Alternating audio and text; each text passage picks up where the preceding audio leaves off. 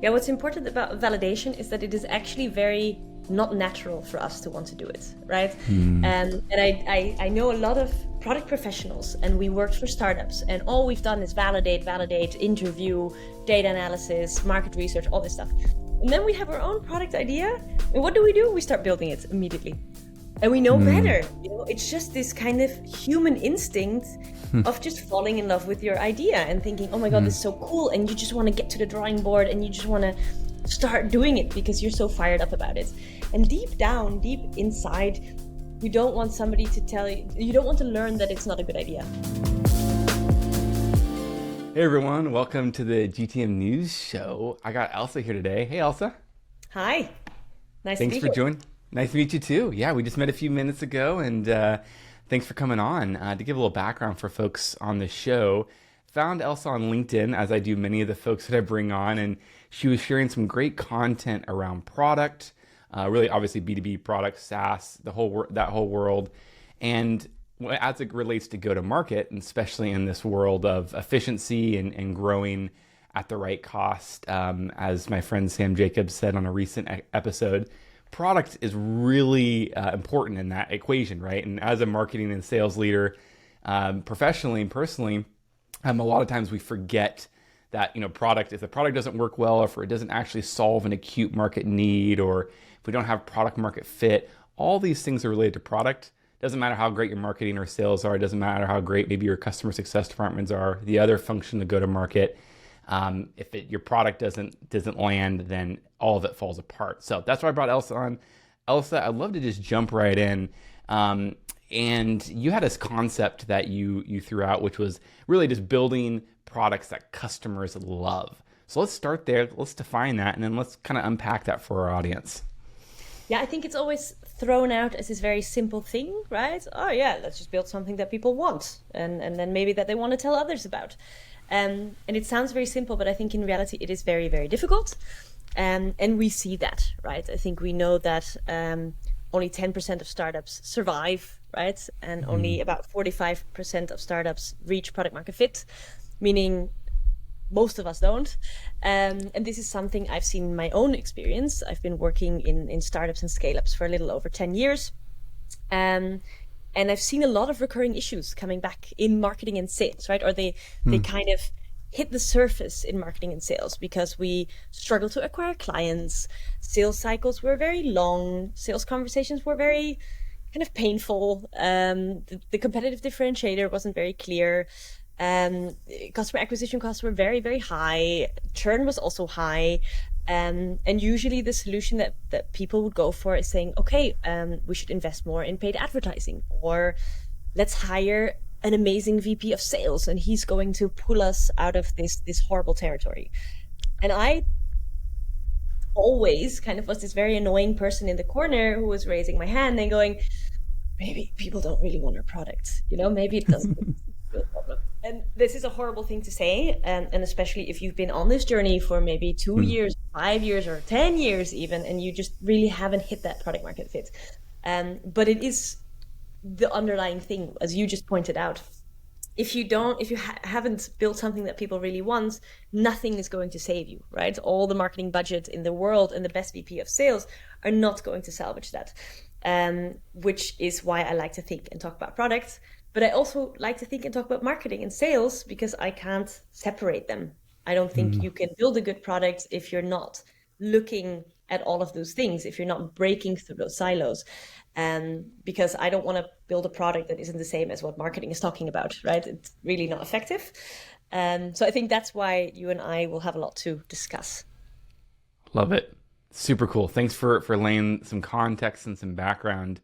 And couple of things that stood out, and maybe we can kind of just go off of it, which was kind of competitive differentiators. And I think that's like a term that is a marketing term. And excuse me if you hear some background noise, it's I have some folks doing some construction on my road. But if from a competitive differentiator, it's usually a marketing and sales term, right? And so from like a product development standpoint, how would you analyze that? And when you're building a product, how would you analyze the competitive landscape? And then what are some key things you can do to differentiate yourself in that when you're creating a product?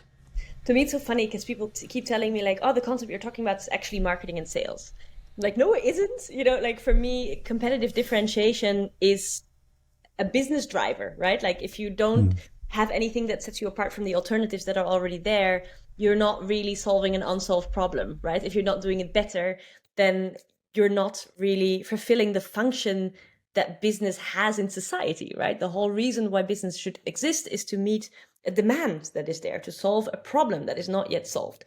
So I think if you fail to find a differentiator, if you are the slightly less good version of something that already exists, then you kind of have no business going about your day and burning a lot of VC money in the process. So I don't consider this a marketing and sales problem. I consider this an overarching problem. And the same thing I keep getting about, I talk a lot about target audiences, figuring out who your product is for, who you're building for, who you're seeking to serve, and segmenting this target audience and understanding the personas or actors within those target audiences. And also people tell me, oh, you're the target audience segmenting, that's a marketing thing. Like, to me, it isn't. Like, I find it extremely relevant as a product person. And I think it's also just the driver of your whole business. And when it comes to, as you say, how should you find your competitive differentiator? This is really hard. I like to throw it out there as in, you should just do it. But it's very, very difficult. It's what most startups struggle with. And I think the reason is a lot of the founders I work with, they like to solve a problem that they are familiar with. And they tend to work in the tech industry. They tend to be ex-marketeers, ex-data people, ex-developers, ex-whatever, right? They're in this bubble. And then they're solving a problem for themselves, right? So they're building a data analytics platform, or they're building something to make writing code easier, or the product development more efficient, whatever. So we have a lot of solutions to similar problems, right? Where we're seeing very interesting differentiated plays, right? That it's like, okay, but this is the CRM for product people that does this, and like very specific niche things, which still works because you're really kind of zooming in on this one very specific problem of this one kind of niche, narrow target audience and trying to just do one thing a lot better than anything else that's out there.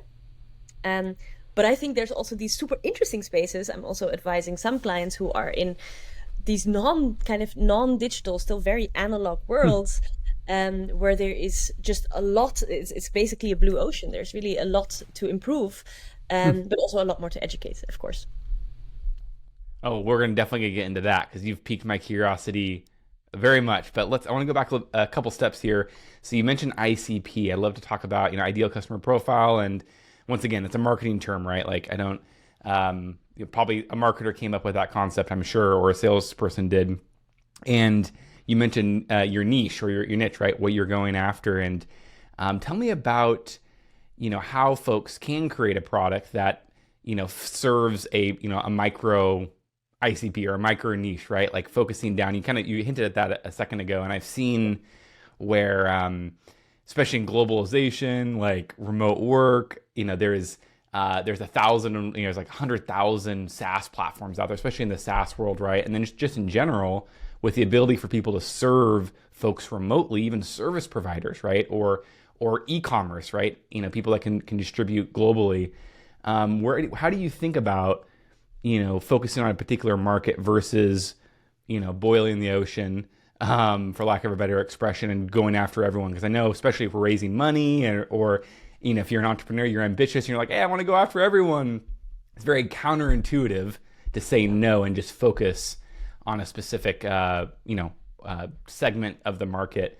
How would you advise, especially folks that are starting out, maybe like before they hit product market fit, how would you analyze those different ICPs and then figure out how to eliminate versus add on? If you agree with that concept. Yeah.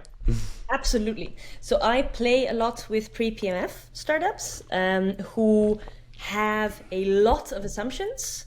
Also, I work with a lot of founders who build for the space that they come from, right? So they have pretty well-founded assumptions. They are not new to the space. They know what they're doing.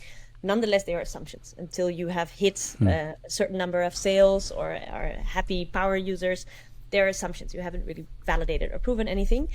And I think the starting point of finding that right ICP to focus on. So most of them, the first job I have to do is kind of convince them, as you said, that you really shouldn't try to serve everyone. And I don't think I have to go into that here, why that doesn't make sense, but let me know if you want me to dive in there. But I hope that that message is clear. So then I say, okay, focus on a target audience. And they say, fantastic. Who? And like, how do I identify that audience, and how do I describe them? What is the right way? So then I always say, let's start with the assumptions that you have, because there's something there. And let's start writing them down. So with my clients, I use actually a template, which I call a target audience description. And they have to first think of which target audience segments they have in mind. So just kind of make a list of, okay, I could target marketeers at startups, or I could target salespeople at startups, or marketeers at enterprise. So you kind of pull them apart. And then for each and every one of them, I have them kind of do homework and write down what they think is true about these segments, where I focus very much on the job to be done, as we are all pretty much familiar with, I think, nowadays, the challenges they face, and kind of the situation that they are stuck in. And that's already a really big step. Like, it's a lot of work. A lot of people don't like all of this homework, but it's really helpful to finally write down your assumptions. And especially if you have a founding team of maybe 2 or 3, and you look at it together, what I found many times is that the founders actually are very far apart in their assumptions, but they just never talked about it in such a smart way, and they find out all of these gaps. And they also very quickly, the riskiest stuff jumps out at you, right? Even without doing any complicated riskiest assumption mapping, you're like, oh, but if that isn't true, this whole thing kind of falls apart. And so I think that's step 1, right? Just making your assumptions explicit so that you know where you need to start testing and validating. Super cool. I think you hit something that actually is a go-to-market problem in general, which is lack of alignment across the executive team or the founder team on who we're going after, what do we say, what's our value prop, how are we going to market, how do all these different functions, right, from marketing to product and vice versa, how do they all work together? And then the ICP is at the heart of that, right, and is at the heart of that. I'm curious, diving a little bit deeper into the assumptions, because you've mentioned that a few times already, of our assumptions, the founder's assumptions not being validated or that need to be validated. What are maybe some of the pitfalls if they don't validate the assumptions? And then how do you think about validating the assumptions? What are the exercises you help founders or other executive teams help validate those early assumptions around ICP and differentiators? Yeah, what's important about validation is that it is actually very not natural for us to want to do it, right? And I know a lot of product professionals, and we worked for startups, and all we've done is validate, interview, data analysis, market research, all this stuff. And then we have our own product idea, and what do? We start building it immediately. And we know better. It's just this kind of human instinct of just falling in love with your idea and thinking, oh my God, this is so cool. And you just want to get to the drawing board, and you just want to start doing it because you're so fired up about it. And deep down, deep inside, you don't want somebody to tell you don't want to learn that it's not a good idea, because you're just like super excited about your idea and you just want to do it. So I think there's this huge gap between the theory and the reality, between what we know we should do, right? I wrote actually a guide, or almost a book. It got way longer than I wanted, on discovery and validation methods, which I give to the startups that I work with. This is the theory, this is all the things you can do, and this is all the things you should do, which also depends very much if you're in an early stage and you don't have a lot of data, or you're maybe a lot bigger and you do have a lot of data. Of course, your methods will be quite different. But the reality of it is that, firstly, most founders jump over it very much. And I think it's because of this human thing that we just don't want to be proven wrong, and we just want to do the thing that we want to do. Very natural. Very hard thing to combat. I think most founders need to run into that wall maybe once or twice, and then the third time round, they'll get it right. And I think another thing that I run into with the startups I advise is that they are not really set up organizationally to be running these experiments. Because I often, like, one of the things that I recommend, and I think this is classic, like I'm not really coming up with any grand ideas here, is to, when you are early stage and you don't have a lot of customers, to focus on the qualitative insights and talk to users. Mind-boggling. If you have customers, right, you're already launched for a while, you speak with your power users and the people who are paying for your product, because these are the most interesting people. You want to understand how they tick, right? Because you would like to build a product for these kind of people. And otherwise, if you have no customers yet, you can do audience interviews. You might need to pay for it a little bit. You can do that. So I say just talk to people and learn. But I get a lot of people saying to me like, yeah, but that takes a lot of time and money, and we don't have that. And then you have to go back and say, but just building shit that maybe nobody uses is going to take up a lot more time and money. But there's this kind of drive to just stay in this old kind of hamster wheel, and it's hard to break out. Fascinating. Thanks for sharing. Yeah, I can. I can relate to that personally as an entrepreneur. Just that falling in love with your idea, and I am in stealth mode working on a software product, and I keep on going back to that problem of being in love with the idea, but I'm like, hey, how do I keep validating? I love that as far as talking to users, getting your super users that are already in there, your current customers, and also it's not natural to validate. And I think understanding that's just like it's not natural to maybe niche down and say no to certain customers, to say yes to the customers that are going to be the best fit long term. I think those are both those counterintuitive aspects of these things that are hard to fight against. Yeah, and I think because they are really very counterintuitive, actually, they go against our instincts. You can read all this theory on LinkedIn, right? And everybody is like, of course you focus on a niche audience, and of course you do validation, and it looks like the world looks like this. But in reality, the world does not look like this at all. Like most people don't do it. Yeah. Yeah. Fascinating. Yeah. I'd love to kind of go through, you piqued my interest earlier in regards to the non-digital analog world of products. And, you said there was a blue ocean. Just tell me about, what are you seeing there? So I think I see two different things. I'm just going to oversimplify it drastically, right? Because there are more than two different things, but two things that pique my interest. So the number one is low-hanging fruits, doing super simple stuff. Like saying, okay, we have a company that has scaffolding, right? They have like a lot of, they get like a lot of goods coming in, and they struggle to keep the overview of their inventory. So they don't know how much material is left. And what happens now is that there's just a guy walking up and down the floor, and he just looks at the racks and he goes like, oh, that looks pretty full. I think we have enough, I guess, right? That's kind of the process. And that's how everybody does it. And then in comes some guy who is smart and who focuses on this and says, hey, I'm just going to make a digital tool, maybe with AI, that lets you assess that in a better way, and it counts exactly how many are left, or that allows you to check in some ERP system what is left and what is not.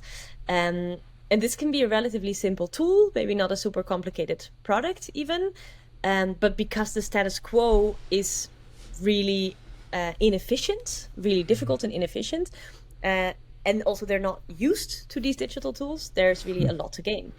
And what's cool about this is that cold outreach is much easier, because maybe these are people who are not used to getting pinged on LinkedIn all the time. If you are targeting the CEO of a B2B SaaS company, they get like 100 messages all the time, and it's just, you have terrible open rates. But if you target somebody who is in this kind of company, who is more like a blue collar company, but like a supervisor of a team, they don't get pinged all the time, right? So it's much easier to break through the noise. And also they are still used to software that is installed on-prem, and there's like a yearly license fee. If you walk in there with something web app with a free trial, it's cool, it's mind-blowing. Like PLG is still very new there, right? So I think you can use these techniques that are already getting so boring and old in our tech bubble, right? We're expecting everything to be free, but you can use them in a place where nobody's really used to it yet. Of course. So cool. Yeah. Oh, go ahead. And the one is, you go first. I'll elaborate on No, the I was going to say it's super cool, and I love the another counterintuitive aspect, right? Looking at the market, looking at aspects of folks that either industries that you can create a product for an industry that's, hasn't evolved or hasn't progressed like other industries.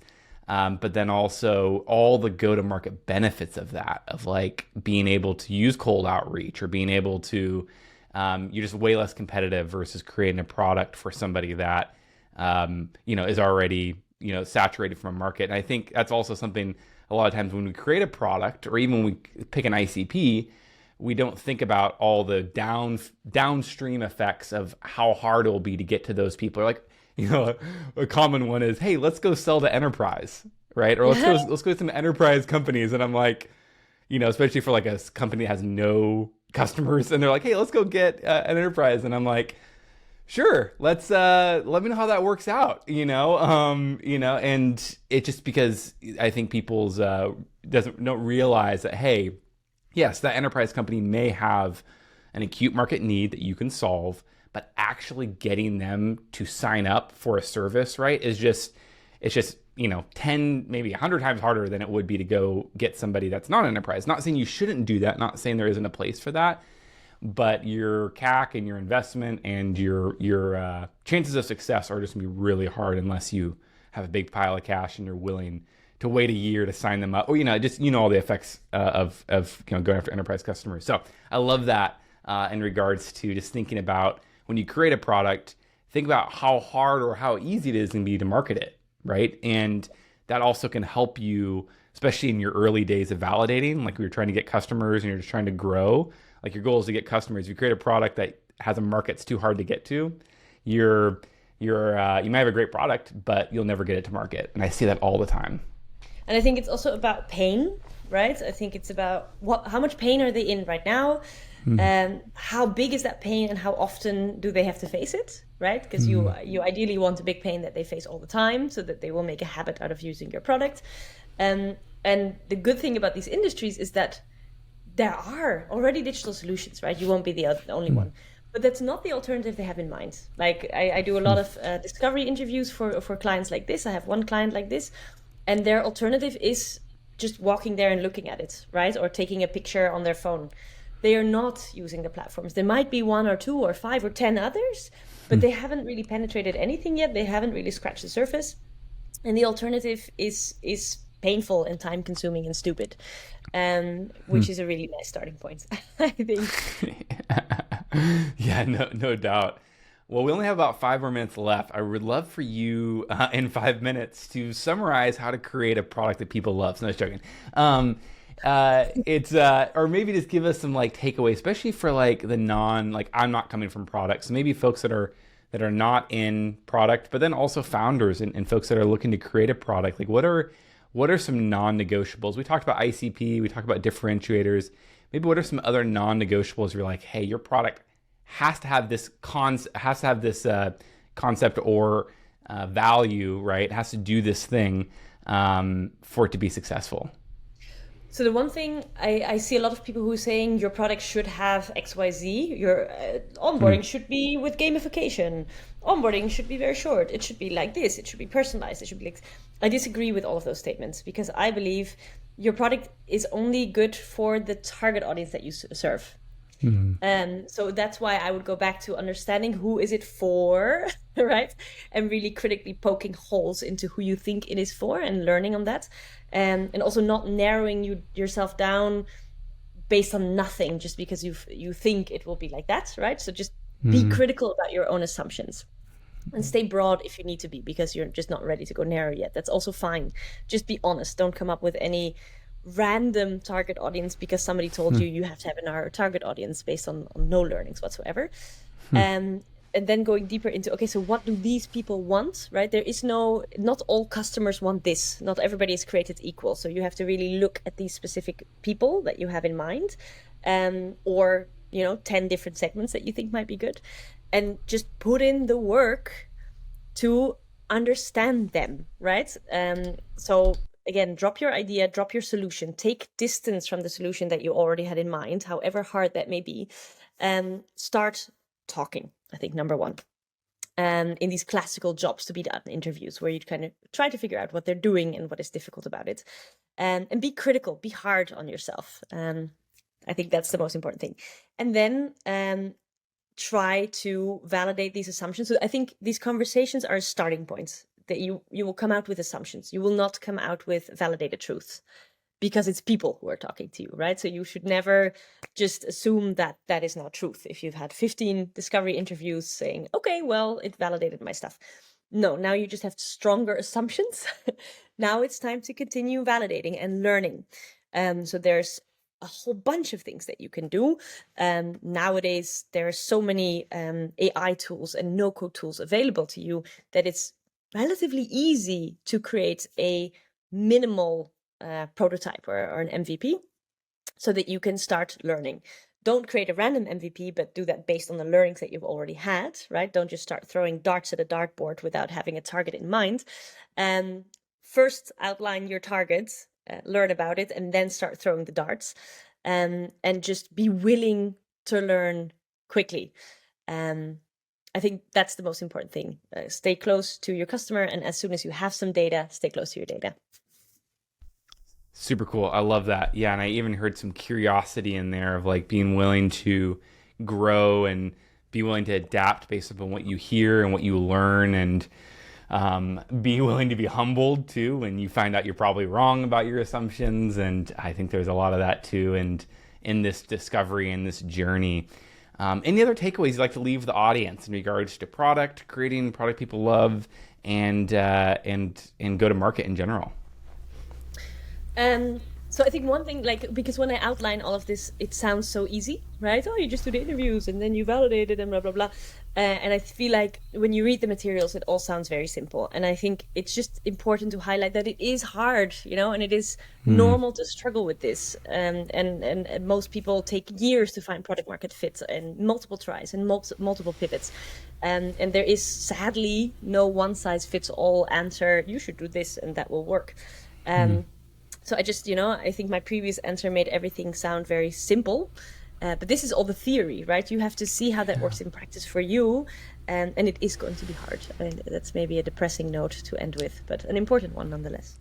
I 100% agreed. I think whether it's any go-to-market, whether it's product or marketing or anything else, the concepts are usually, hopefully if we communicate them well, they're easy to grasp, but actually wrestling with the data, wrestling with the feedback, and then taking that and implementing it, that is like this whole process that is challenging but is totally worth it, and super cool. Thanks for coming on the show. How can folks connect with you online? Oh yeah, go ahead. So I just want to mention one more thing that you said about alignment. Yeah. That is a very important one, right? So it's also co-creation. It can't be the product person doing that on their own. So big one. So how you can get in touch with me? You can find me on LinkedIn. I recently, this week, also launched my Substack. So you can also read my stuff in a newsletter. Cool. And last but not least, you can, so I founded a collective of products and tech experts named Sonderhaus.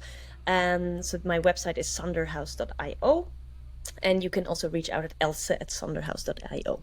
So whatever you prefer, LinkedIn, email, I'm here. Thanks so much, Elsa. I'll definitely be subscribing to that Substack. I'd love to hear your thoughts moving forward. And thanks for coming on the show. And I do appreciate you adding that last part about alignment across the organization and how this is a group effort, right? Like, and everyone has a unique perspective, especially from the different functions. And that's how we will win together. So thanks again for coming on. Thank you for having me. This was fun.